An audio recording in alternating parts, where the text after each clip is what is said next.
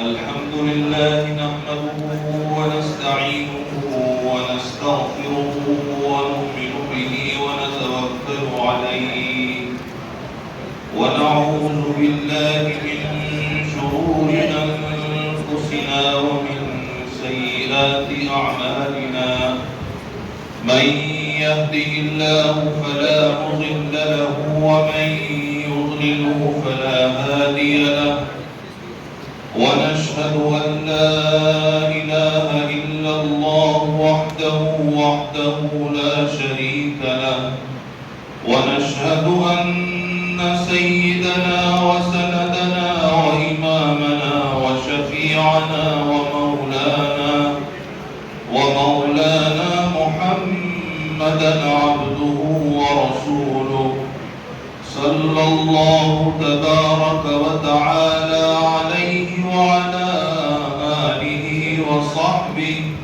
وبارك وسلم تسليما كثيرا أما بعد فأعوذ بالله من الشيطان الرجيم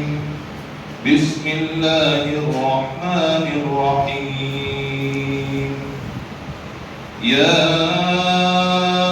أيها الذين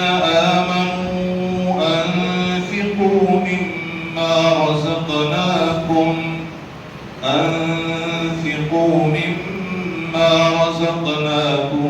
من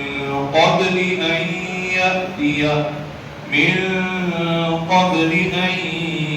يأتي يوم لا بيع فيه ولا خلة ولا شفاعة والكافرون هم الظالمون. عن عبد الله بن عباس رضي الله تعالى عنه قال فرض رسول الله صلى الله عليه وسلم زكاة الفطر طهرة للصائم من اللغو والرفث وطعمة للمساكين من أداها قبل الصلاة فهي زكاة مقبولة ومن أداها بعد الصلاة فهي صدقة من الصدقات أو كما قال عليه الصلاة والسلام. اللہ رب العزت کا بے پناہ فضل اور احسان ہے کہ اللہ تعالی نے ہمیں نہایت ہی حسن و خوبی کے ساتھ تراویح کی عبادت کی شکل میں اللہ کے مکمل کلام پاک کو سن کر ختم کرنے کی سعادت نصیب فرمائی. اللہ رب العزت نے اپنے آخری رسول اور آخری پیغمبر اور اپنے محبوب پیغمبر خاتم النبیین والمرسلین صلی اللہ علیہ وسلم کے صدقے اور طفیل میں اس امت کو بہت سی نعمتیں عطا فرمائیں جو نعمتیں اس امت سے پہلی گزری ہوئی قوموں اور امتوں کو حاصل نہیں تھی. انہی نعمتوں میں سے یہ تراویح کی نماز کی نعمت بھی ہے. یہ اللہ تعالیٰ نے ہمیں مرحمت فرمائی ہے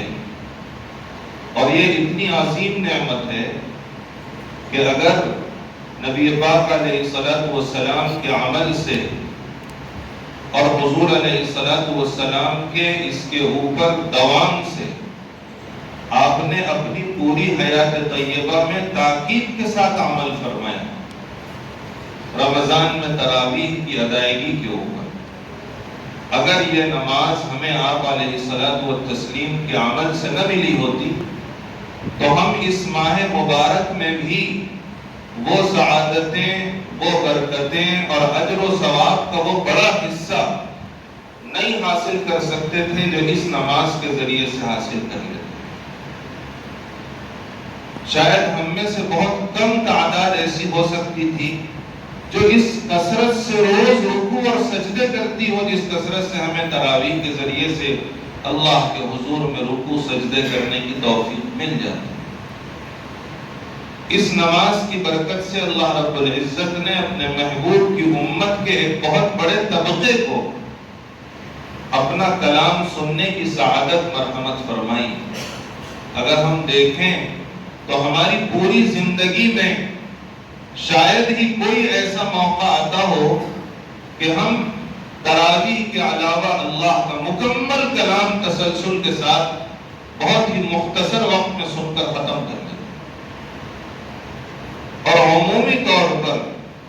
تراویح میں قرآن پاک پڑھا جاتا ہے، آداب اور رعایات کے ساتھ پڑھا جاتا ہے۔ ایسی آداب اور رعایات کے ساتھ تلاوت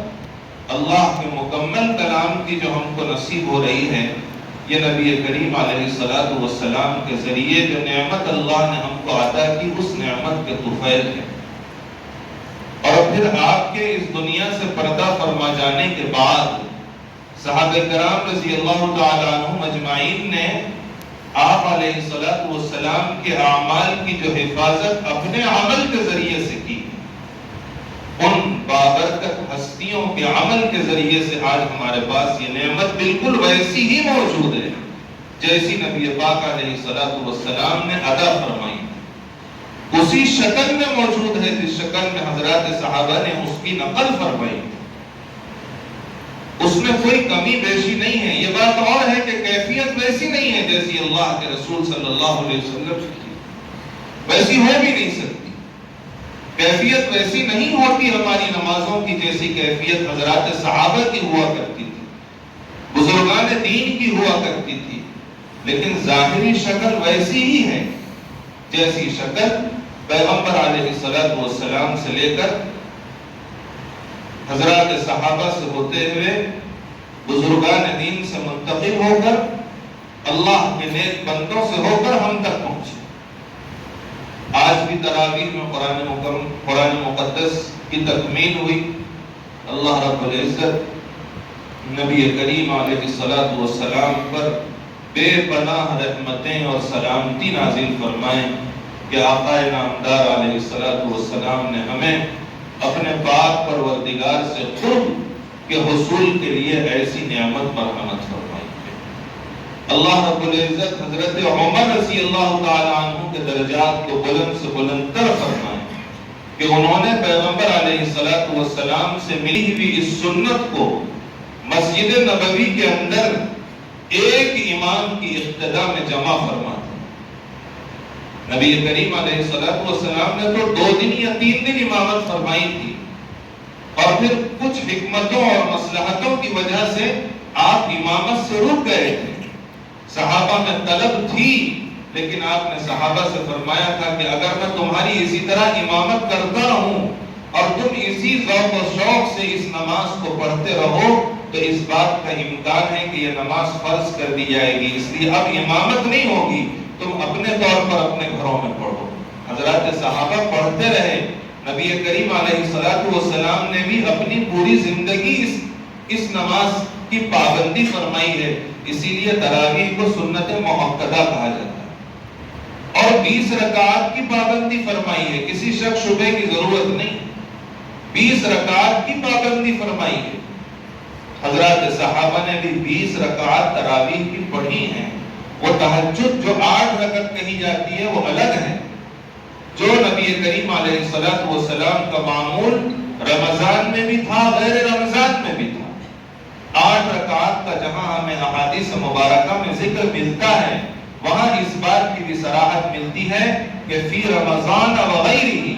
کہ پیغمبر علیہ السلام وہ 8 رکعات رمضان میں بھی پڑھتے تھے، غیر رمضان میں بھی پڑھتے تھے۔ تراویح تو غیر رمضان میں نہیں ہوتی۔ تو اللہ رب العزت کا بہت بڑا احسان ہے، فضل ہے کہ اللہ تعالیٰ نے ہمیں اپنا کلام سننے کی سعادت نصیب فرمائی۔ اس ماہ مبارک کے اندر اہل اسلام